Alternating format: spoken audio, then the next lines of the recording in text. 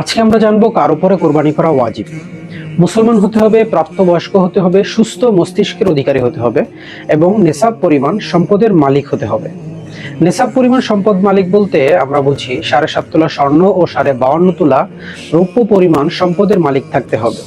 10, 11, 12 এই 3 দিনের মধ্যে যে কোনো একদিন যদি আপনি 7.5 তোলা স্বর্ণ বা 52.5 তোলা রৌপ্য পরিমাণ সম্পদের মালিক হয়ে থাকেন, অর্থাৎ বর্তমানে 2025 সাল চলছে, এখন আপনি যদি 85 থেকে 90,000 টাকার মালিক হয়ে থাকেন এই 3 দিনের মধ্যে, সেক্ষেত্রে আপনার উপরে কোরবানি করা ওয়াজিব।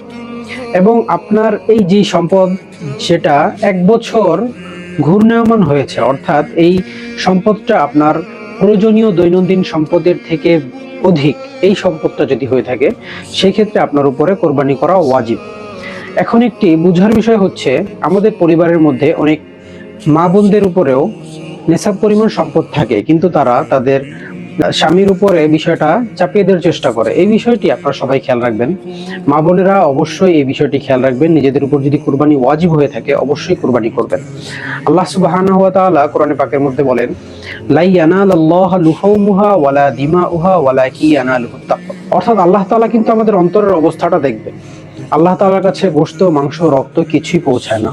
এই জন্য অবশ্যই আমরা এই বিষয়টা খেয়াল রাখবো এবং যথাসম্ভব আমল করার চেষ্টা করবো। আল্লাহ তাআলা আমাদের সবাইকে বুঝার তৌফিক দান করুক। আসসালামু আলাইকুম ওয়া রাহমাতুল্লাহি ওয়া বারাকাতুহু।